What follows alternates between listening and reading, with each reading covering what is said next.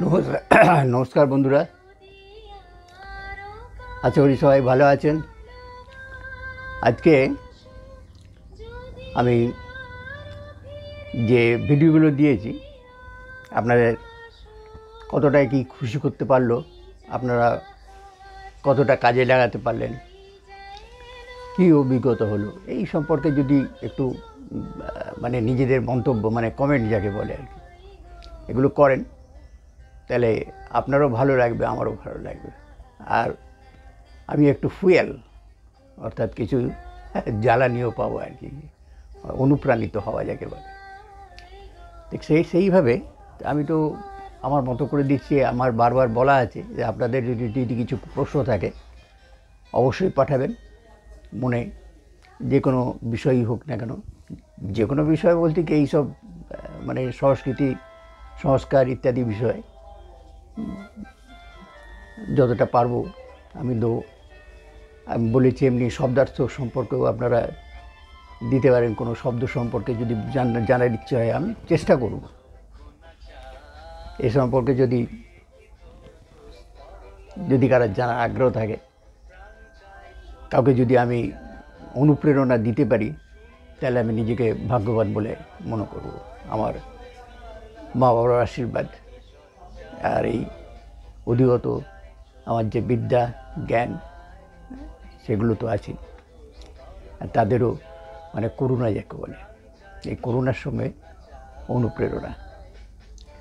তো বন্ধুরা, সেই রকমই আমি তো দিয়েই যাচ্ছি আমার মতন করে। তো একটা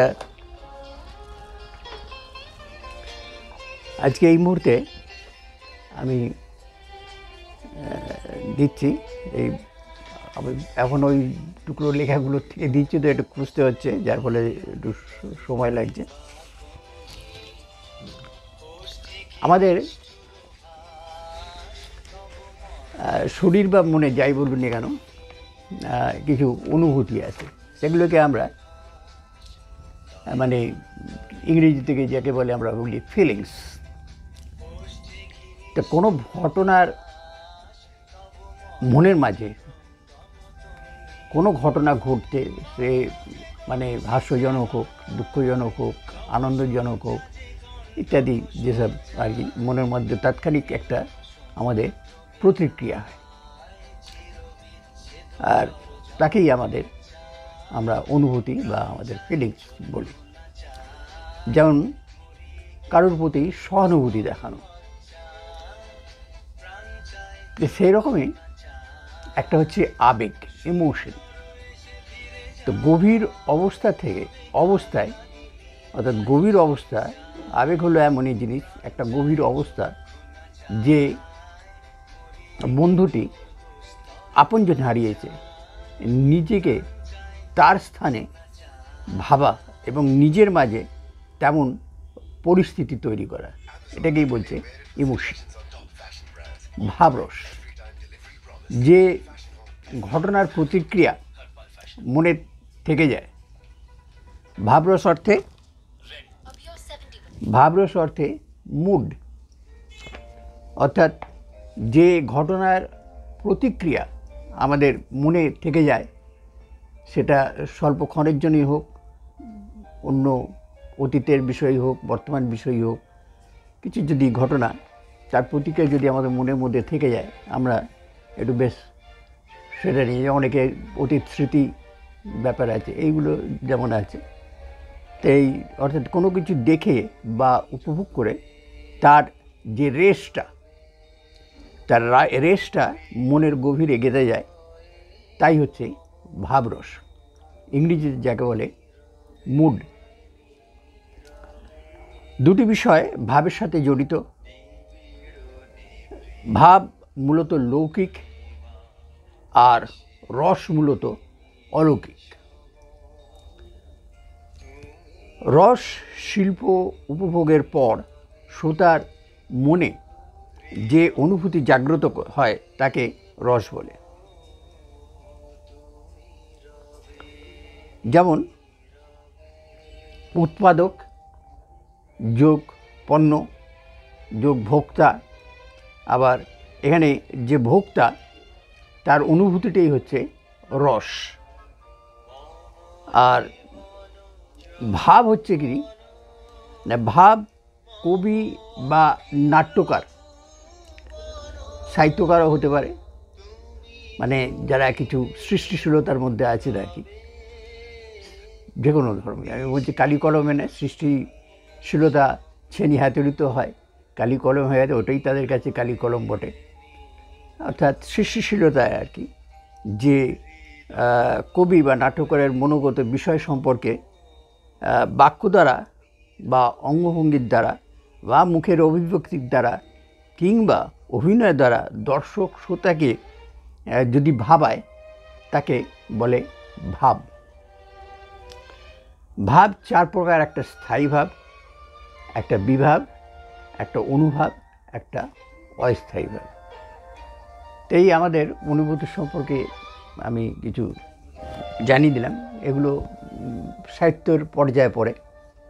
সাহিত্যের কে যদি আমরা ঠিক মতন মানে উপভোগ করতে চাই, মানে তার রস বা সাহিত্যের যে আস্বাদ, যে অমৃত, তাকে উপভোগ করতে গেলে বেশ কিছু না চিবিয়ে আমরা যেমন তার রস উদ্ধার করতে পারি না, এই হচ্ছে, অর্থাৎ দাঁত থাকা চাই। আখ চিবোতে গেলে দাঁত থাকা চাই এবং মজবুত হওয়া চাই। ওই জন্যে আখ খেলে এমনি চিবিয়ে খাওয়া তার একটা আলাদা অনুভূতি, আলাদা ক্রিয়া। তেমনি এই সাহিত্য, পুরাণ, ভাগবত, রামায়ণ, মহাভারত ইত্যাদি সবই সাহিত্যের পর্যায়ে পড়ছে। বা আমি কোনো কবিতা পড়ছি বা আমাদের পড়াশোনার মাধ্যমে, পাঠ্যক্রমের মাধ্যমে যেসব জিনিসগুলো আসে, সেগুলোকে ওই বেশ করে রসাস্বাদন করতে গেলে, অমৃত সুধা নিতে গেলে সেরকম দাঁত থাকা দরকার এবং চিবনোর দরকার। এই জন্যই আমি ওই শব্দার্থগুলো দিয়ে যাচ্ছি, ভবিষ্যতে আরও চেষ্টা করব দিয়ে যেতে। এই জিনিসগুলো যদি যত আমি জানবো, বা অর্থাৎ আমার এক একটা দাঁত তেমনি মজবুত হবে আর কি, তবেই আমরা যেটা বর্তমানের দিনে আমাদের এই উপলব্ধিটা মানে হারিয়ে ফেলছি আমরা, যার ফলে এখন অনেকেই মানে কি করব, আমার অভিজ্ঞতা এই দেখি সবাই বলে যে জানেন আমি অমুক পাস, অমুক পাস, তমুক স্যার, একটা বই খুলে তাদের হাতে বই দেখলেই তো আগে দৌড় পালাবে, সেটা তো পরের ব্যাপার। তারপরে আবার পাতা খুলে ধরালে তো কথাই নেই, মূর্ছে যাওয়ার মতন অবস্থা আর কি। তাই যাই হোক, এই কেন এই জায়গাটা থেকেই এই আমাদের অনীহাই বলুন, এই পালিয়ে যাওয়ার যে লক্ষণ, এইগুলো তৈরি হয়েছে ঠিক এই কারণেই যে আমরা আমাদের মানে দাঁতটাকে ঠিক মতন তৈরি করতে পারি, যেন চুষে খাবার মতন, নেবার মতন যে যোগ্যতা, সেটাকে আমরা তৈরি করতে পারিনি। ওই জন্যেই আমি আমার এই চ্যানেলের মাধ্যমে আমি সেই সব জিনিসগুলোই দিয়ে যাচ্ছি, যাতে ওই শব্দার্থ, এই যে এখন যেমন এই ভাবের বললাম ইত্যাদি, এরকম সাহিত্য সম্পর্কে যদি কোনো প্রশ্ন থাকে বন্ধুরা করতে পারে। অর্থাৎ ভাব আছে, রস আছে, অলঙ্কার আছে, এইসব নিয়েই তো আমাদের ব্যঞ্জনা, এই নিয়েই তো আমরা বাজাই। এটাই হচ্ছে, যার ফলে এখন অনেক আছে যে যারা ঠিক মতন রসের উপলব্ধি করতে পারে না। রসের উপলব্ধি করতে গেলে আপনাকে নিজেকেই আগে তৈরি করতে হবে, সেই যোগ্যতায় আনতে হবে। ডাল ভাত খেতে গেলেও আমাকে দাঁত দিয়ে ভালো করে চিবোতে হবে, শুধু গিলে ফেললেই হলো না, সে তার একটা আছে শারীরিক বিক্রিয়াও হতে পারে।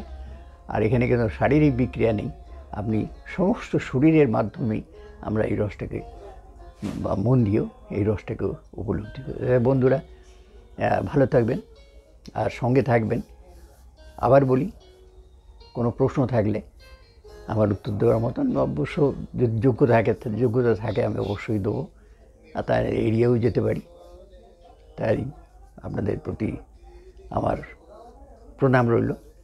সঙ্গে থাকবেন, সঙ্গে রাখবেন, আর যতটা পারবেন আমার উদ্দেশ্য এই সংস্কৃতি, ভারতীয় সংস্কৃতি বা এইসব যে আলোচনাগুলো করছি, এগুলো একটু বিস্তার লাভ করলে আমার মনে হয় একটু আমরা মানে সৃজনশীল হতে পারবো। আপনিও পারবেন, আমিও পারবো। এই জায়গাটাকে আমরা যদি ধরে রাখতে পারি, তাহলে আগামী দিনের ভবিষ্যৎ আমাদের কিন্তু খুবই ভালো লাগবে, মানে আস্বাদনযোগ্য হবে।